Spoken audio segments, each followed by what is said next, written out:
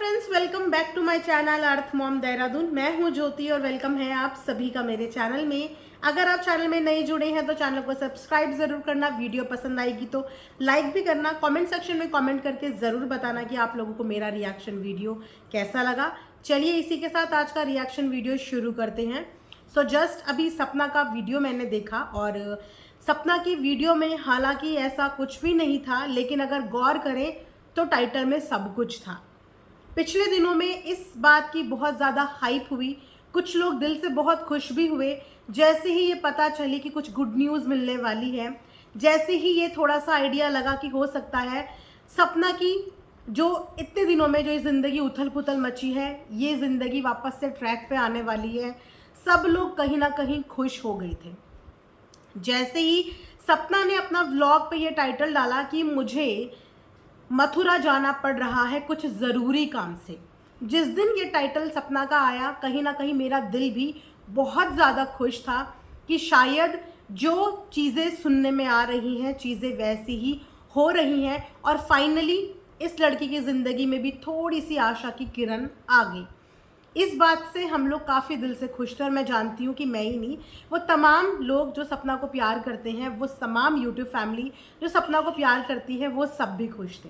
लेकिन आज जैसे ही मैंने दोबारा से सपना का टाइटल देखा तो उसके टाइटल में सारे सवालों के जवाब मिल गए, जहाँ पे उसने ये लिखा हुआ है कि जिस चीज़ की उम्मीद थी वो चीज़ें हुई नहीं, लेकिन अभी भी सही चीज़ों का इंतज़ार है। मैंने पहले ही दिन से आप लोगों को बोला था कि उस घर से आना सपना का डिसीज़न कभी भी नहीं था। वो कभी भी उन बूढ़े माता पिता को छोड़ के आने के बारे में सोच भी नहीं सकती थी।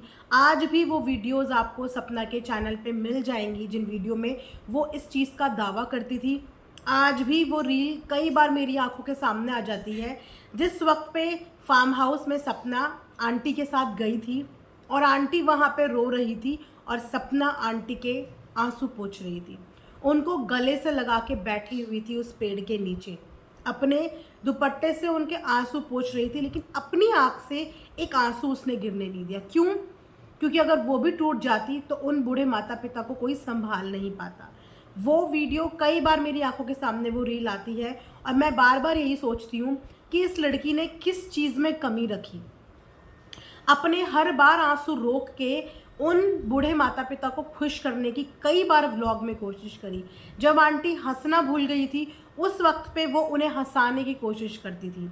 जब आंटी बनना संवरना भूल गई थी उस वक्त पे आंटी के लिए सुंदर सुंदर साड़ियाँ ले लेके आती थी, उन्हें हंसाती थी, उनके साथ मजाक करती थी, उनके साथ बात करती थी, बच्चों को उनकी गोदी में ले लेके बिठाती थी ताकि इनका माइंड डाइवर्ट हो। जबकि दुख दोनों का ही बराबर था, ना किसी का दुख कम था ना किसी का दुख ज़्यादा था, दोनों का दुख बराबर था। लेकिन फिर भी उसने उनको खुश करने की कोशिश करी थी, उनको हंसाने की कोशिश करी थी, उनकी जिम्मेदारी लेने की कोशिश करी थी। तो आखिर ये घर बिखरा तो बिखरा कैसे? क्योंकि अगर सपना को ये घर तोड़ना होता तो सपना इतना टाइम का इंतज़ार नहीं करती। और आज भी उसके हर टाइटल में आपको इस उम्मीद की किरण वाला शब्द ज़रूर मिलेगा।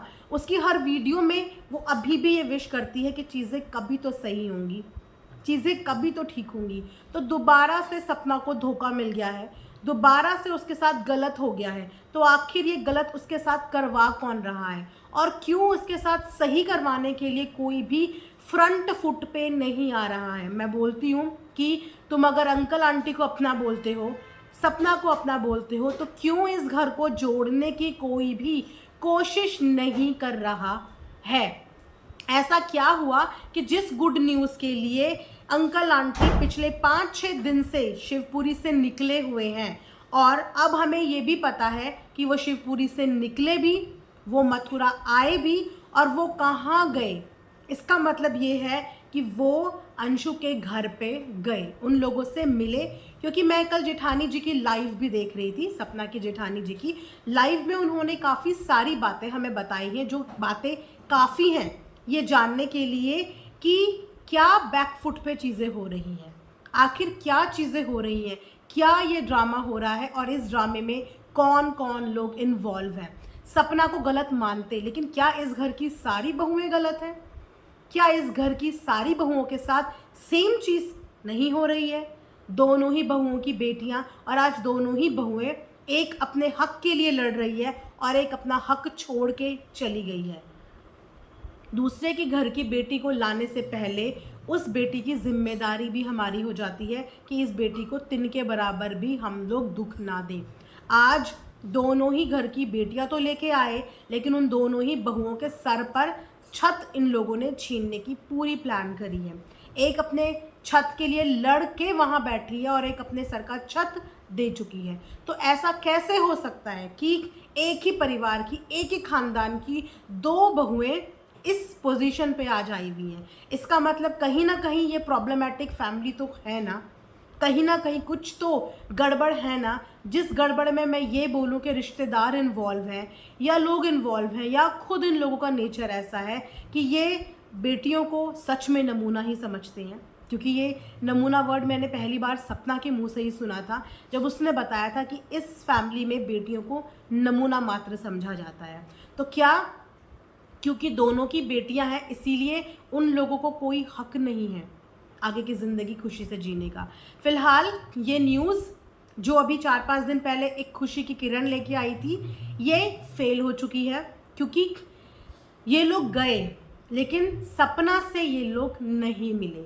अगर ये लोग सपना से मिलते तो सपना अपने व्लॉग में ये चीज़ ज़रूर दिखाती, अदरवाइज़ अपनी सोशल मीडिया फैमिली को खुशी में ये बात ज़रूर बताती। क्योंकि उसका टाइटल आज ये बता रहा है कि जो सपने लेके वो गई थी मथुरा, वो चीज़ें नहीं हुई। इसका मतलब वो लोग उससे नहीं मिले। तो वो लोग मिले हैं अंशु की फैमिली से। और तो और ये भी पता चला है कि उनको वहाँ पे गए हुए 5-7 दिन हो चुके हैं। क्योंकि आप नोटिस करना कि जिस दिन मिस्टर पड़ोसी ने वीडियो डाला था, उन्होंने बोला था कि वो लोग यहाँ से जा चुके हैं। दैट मीन्स कि जिस दिन अंशु का व्लॉग आया, वो ट्रैक्टर वाला व्लॉग, उस वक्त पे वो लोग वहाँ पे थे, वो लोग गांव पहुँच चुके थे। इसीलिए बैक टू बैक उन भैया की वीडियो का भी प्रमोशन हुआ। उसके बाद अंशु ने क्यों नहीं उनको व्लॉग में दिखाया? अगर इतने सारे लोग इस बात की डिमांड करते हैं कि अंकल आंटी वीडियो में क्यों नहीं आते, उनका भी पक्ष आना चाहिए, उनकी भी हमें वेलनेस के बारे में पता चलना चाहिए कि वो ठीक है, कैसा फील कर रहे हैं। जब एक पड़ोसी उनको अपनी वीडियो व्लॉग में दिखा सकते हैं, तो अंशु के गांव में वो गए हैं, अंशु के घर में वो गए हैं बकायदा, तो अंशु ऑडियंस को ये क्यों नहीं दिखा रही है? अंशु उनको व्लॉग में क्यों नहीं ले रही है? अंशु का वीडियो ना बनाने का रीज़न क्या है? क्योंकि अंशु के पास एक अच्छा खासा बड़ा चैनल है, जिस चैनल के माध्यम से वो दिखा सकती है। लेकिन कहीं ना कहीं वो भी क्या ये छुपाने की कोशिश कर रही है कि अंकल आंटी वहाँ पे गए हैं, जबकि जेठानी जी ने कल की लाइफ में बता दिया है कि वो लोग अंशु के घर में ही हैं, वो लोग वहीं पे गए हैं। और एक बात का खुलासा उन्होंने और किया है, जो बात शायद ये जान के उन तमाम लोगों को फिर से झटका लगने वाला है जिन लोगों को थोड़ी सी एक उम्मीद बाकी थी।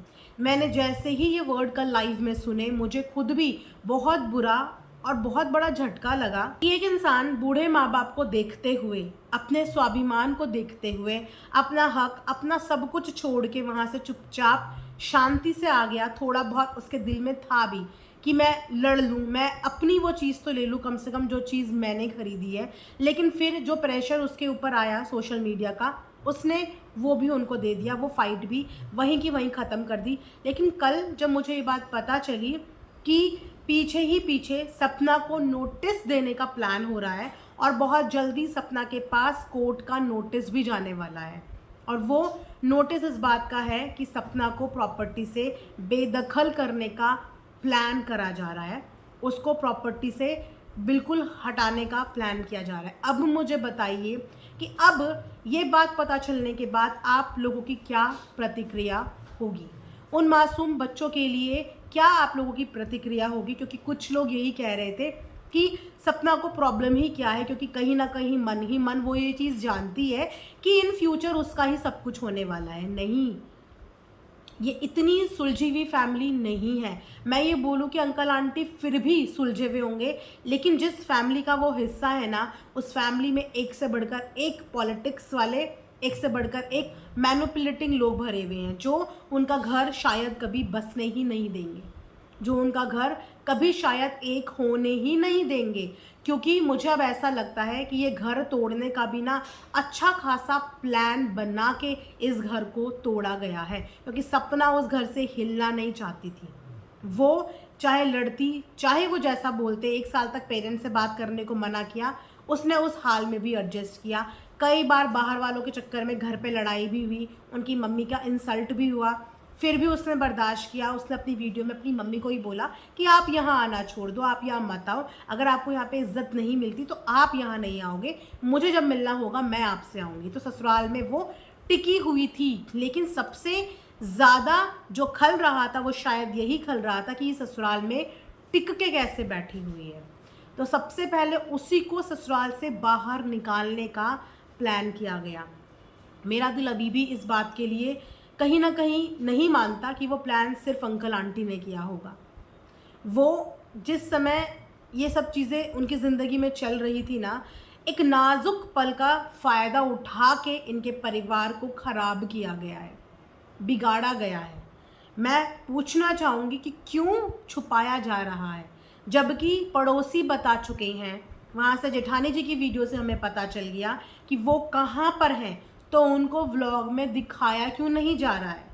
क्यों नहीं दिखाया जा रहा है कि वो कहाँ पे हैं, वो कैसे हैं? जबकि अंशु तो अब फ्रीली अपनी वीडियो में हर वो चीज़ कर रही है जो उसको करनी है।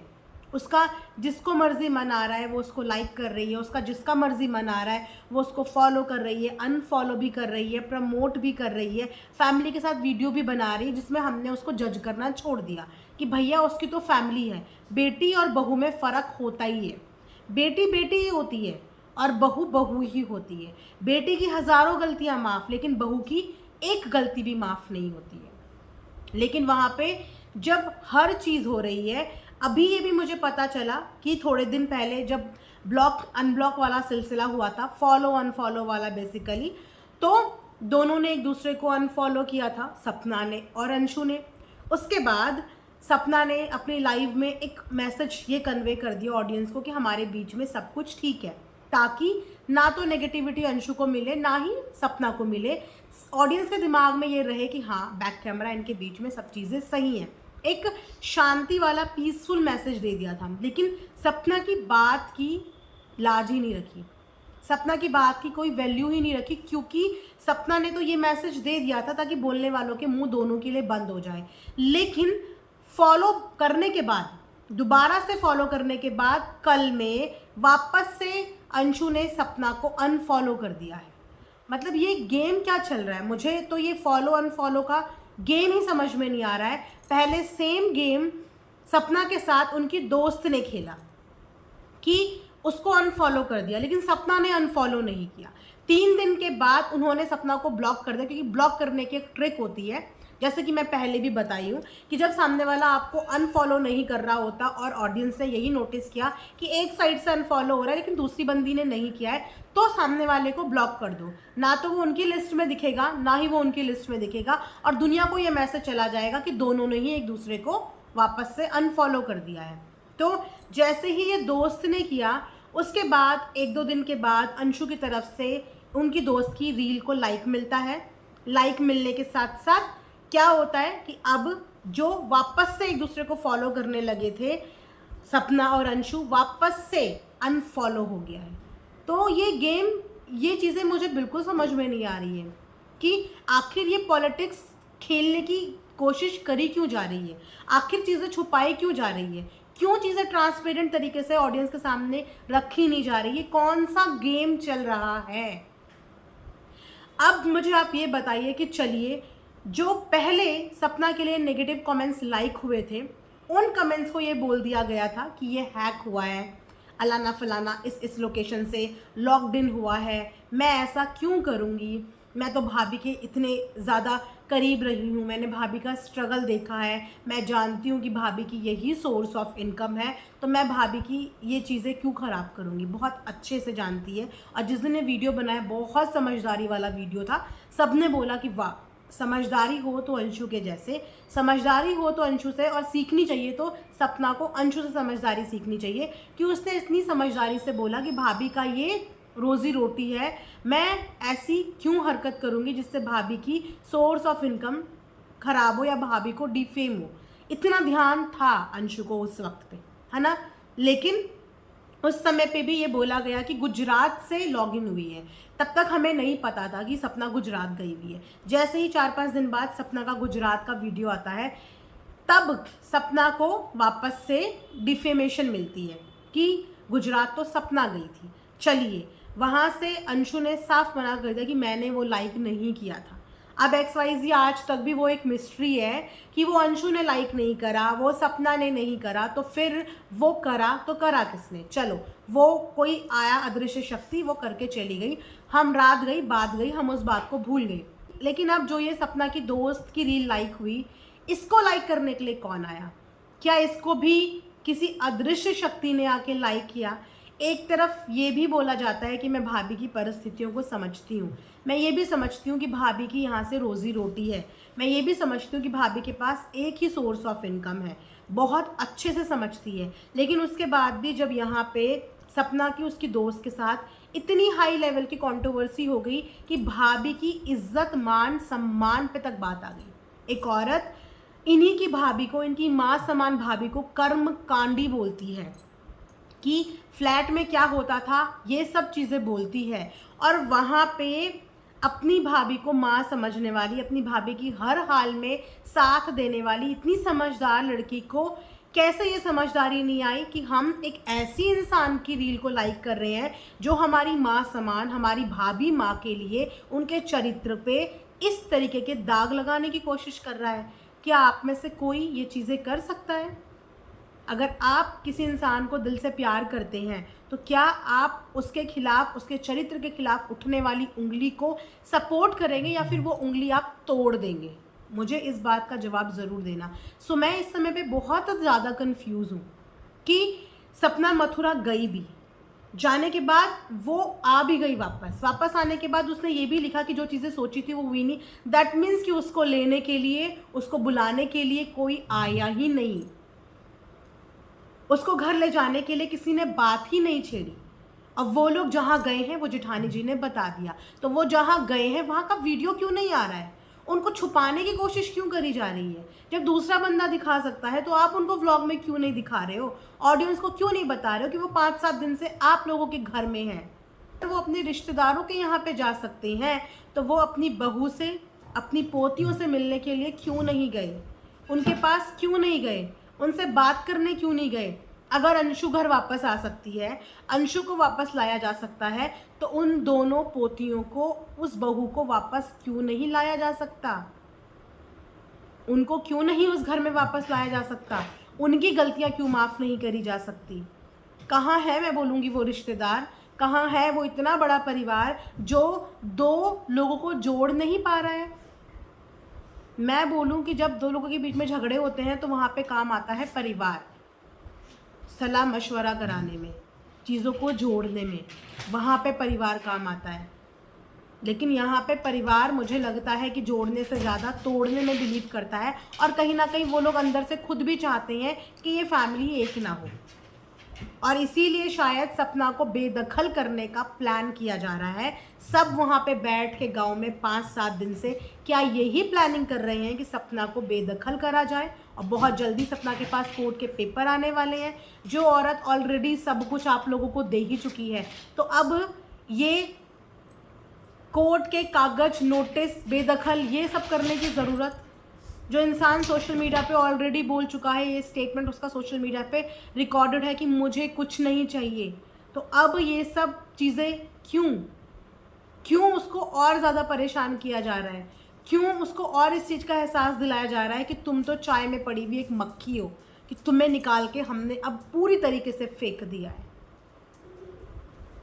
मुझे नहीं पता कि आखिर क्या चल रहा है, लेकिन मैं सिर्फ उतनी बात बता रही हूँ जितनी बातें मैंने सोशल मीडिया पे देखी, जितनी बातें मुझे पता चली उसके हिसाब से। तो मुझे यही समझ में आ रहा है कि इस फैमिली में सच में जो चीज़ें भी हो रही हैं घर जोड़ने वाली नहीं हो रही हैं। इसीलिए शायद इस घर की दोनों बहुएं वीरान घूम रही हैं, वरना इन लोगों की घर गृहस्थी जोड़ी जा सकती थी, कोशिश करी जा सकती थी। लेकिन कोशिश तब करता है ना इंसान जब परिवार जोड़ना चाहता हो। लेकिन यहाँ के लोग परिवार को जोड़ने में नहीं, उनको तोड़ने में बिलीव करते हैं। और शायद इसीलिए बार बार जेठानी एक बात आके बोलती है कि इस परिवार में, इस खानदान में कोई अपनी बेटी नहीं देगा, क्योंकि इन लोगों ने ऐसे एग्जाम्पल सेट कर दिए हैं। पहले तो शायद बाहर के इर्द गिर्द के लोगों को पता होगा, लेकिन अब सोशल मीडिया में भी ये पता चल गया है कि क्या इज्जत है यहाँ पे बहुओं की, और ख़ासकर जिन बहुओं की बेटियाँ हो जाती हैं उनकी क्या इज्जत है। वेल, इट्स वेरी डिसअपॉइंटिंग, ऐसा नहीं होना चाहिए। बट स्टिल अगर सपना के अंदर होप है, अभी भी वो उम्मीद लगा के बैठी है कि शायद कुछ ठीक होगा, तो हम भी इस उम्मीद के साथ चलेंगे कि शायद एक ना एक दिन ठीक होगा। एक ना एक दिन उन माता पिता को एहसास होगा कि जिन 2 बच्चों को वो छोड़ चुके हैं या बेदखल करने की बात कर रहे हैं, वो उन्हीं के बच्चों का अंश है, उन्हीं के उन दोनों बच्चों का अंश है, जो अंश कोई भी पैसा, कोई भी दौलत, कोई भी रिश्तेदार नहीं ला सकता। सो दोस्तों, ये वीडियो मैं यहीं पे एंड करूँगी। आई होप कि आप लोगों को पसंद आया होगा। मिलेंगे नेक्स्ट वीडियो में, तब तक अपना ध्यान रखिए। Thanks for watching earth Mom Dehradun.